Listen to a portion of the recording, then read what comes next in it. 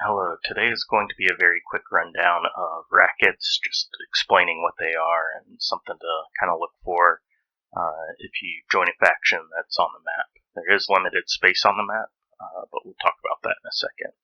First, let's show you how to get to the map. So you click on City, you come up here, there's a Map tab. Here it is. We're just going to close our TornTools real quick, and we can scroll in to kind of look around.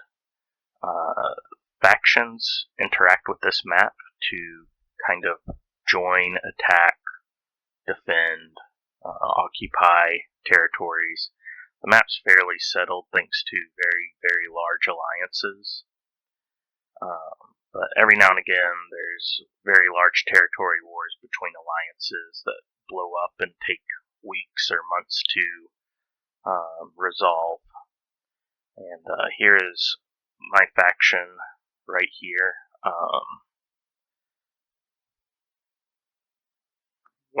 What a tile does, each part of the city map is divided into these different tiles, and you can see when you click on one, it shows a bunch of information. This just determines how much respect it has and information about the territory war, which we will not go over in this one, as well as the territory's name. Territories are generally referred to as tiles. So each one of these is a tile, and some tiles can have rackets on them. These kind of colored little buttons you're seeing everywhere, these are rackets. You see this one produces $400 million of cash each day. This one's producing 160 bottles of moonshine each day. This one's producing 40 million in cash per day. So that just goes straight to the faction. The cash goes into the vault, that's pretty straightforward. But items like this go into the armory. So the faction armory will get things dumped into it, and generally what happens is factions want to sell this. For our faction, we have just produced a racket right here, which is producing 10 bottles of moonshine a day. If you notice, it's the same thing, bootleg distillery, as right here. The difference is this Roman numeral right here. This is rank 5, ours is rank 1. Territories will randomly over time, and a lot of time, like weeks, will either go up and down in rank, and they can be anywhere from 1 to 5. If we kind of zoom out of the map real quick, and we look at our sectors, this far green is known as Sector 7, and as we work in, we get down to 1, which is this pink in the center here. And these sectors determine the amount of respect each tile in its zone provides by a multiplier, as well as determining the max level a racket can be. So sectors 1 and 2 can rank up all the way to rank 5, which is why we see this rank 5 right here. It's in sector 3. Actually, is it 3? Maybe it's 3. I'll have to go back and look. The map's been changed so many times. The restrictions may have changed on that. But as we look outwards, we can see that generally the ranks do get less and less the further outside the map you go. So that is the core reason why territory wars kick off, is because of these tiles that can be rank 5. A lot of people want this island, which can only be accessed through these tiles. When you're moving across the map, you have to go from one tile to an adjacent tile, and you would have to attack or assault the faction occupying it to initiate a territory war. And these wars can take days. Here's just a fake war they're doing, and they'll set up these walls for different reasons, but if we go and look at it, we can see that it has all these slots. This is an amount of slots equal to what that territory said it has on it. And so the territory war is like a King of the Hill match, where the attacker needs to stay on those walls longer than the defender's timer can go, which is 72 hours. So, I mean, each tile is going to take you a 3-day war to get, which is why the things escalate to like month-long wars. Because if like our faction wanted to move to the island, I mean, we're talking hopping and skipping across, 1, 2, 3, 4, 5, 6. I mean, this is already pushing a month worth of battles just before we get to the bridge. So that's why the map takes so long. A lot of people have a lot of opinions about territory wars. Mine differ quite a bit. Let's not get into any of that. We won't talk about the territory wars themselves. The Rackets, though, since these items just get dumped in the armory, you need to be aware of what your faction's policies are for this. For us, we have sister factions, which are ODB and Haka. And so what happens is we take all of our rackets, we can see the daily racket gains here, and we compile them all together, and then we distribute them among the 3 factions. So when we get a racket, it's not for us. It's not ours, it's the alliances.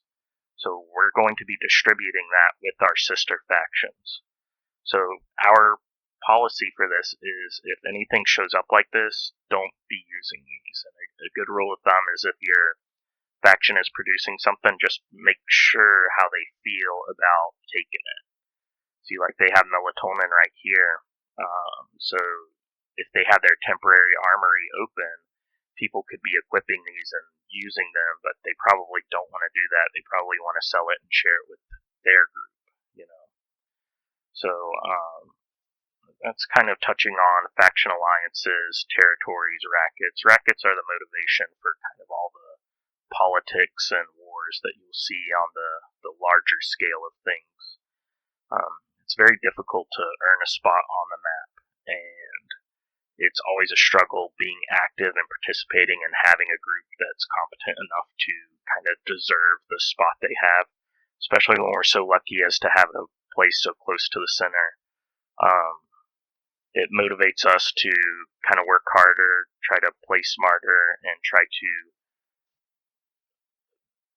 be aware of what our larger alliance, OBN, which our OBN is like a super alliance, a pact between multiple alliances. And so our Bonao alliance, which is our faction and our 2 sister factions, are members of that OBN alliance.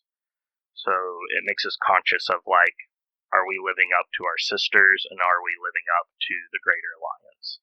So that's something we're always working for. And truthfully, when a territory war is going on, that's the time where you're seeing your work. But the actual war is right now. You learning these things, you learning about the map, you learning all these beginner guides and stuff, that's making you a more competent player. So when a big war comes up, a territory war for months, you know what to do and you're capable of making those decisions, and you've trained and gotten yourself to a state where you can make a difference. So that's ultimately what all of this is about, why I want to make guides that help you kind of expand what you're considering in the game, because it all scales up, and it all ultimately is determined by who is the most competent fighters. So combat stats are always going to matter. Combat literacy is always going to matter. And participation is what really, really matters in this game. The more you interact, the more important you are to everything else in this game. So with that, I hope you are motivated to interact. You're motivated to grow and learn, and I hope this was edifying for you. We will talk about territories and stuff at some point. Obviously, I want to get to it before I need to get to it, so it is on my kind of higher up on the to-do list. But hopefully that gave you pretty good look at the map and all that. I appreciate you for watching. So you have a good one. I would like to ask if you have any experience with maps or territory wars. If you have seen anything about it, especially if you're in a smaller faction, kind of on the outskirts, I would like to know your experiences with it. I'm very interested in what's going on, kind of with like smaller groups, because um, there is a lot of concern about like making sure the map is engaging and it requires like really high activity. So if you're in a smaller faction or you're a smaller player that's newer, what are your experiences with the map, if any? And if you don't have any, please let me know that and ask questions about it, because that would let me have a framework to know how to explain a guide on territories, and that would be really, really appreciated. Hold on, I've got a FHC right here. That's awesome. So that's going to be it for today. You have a good one. Appreciate you watching.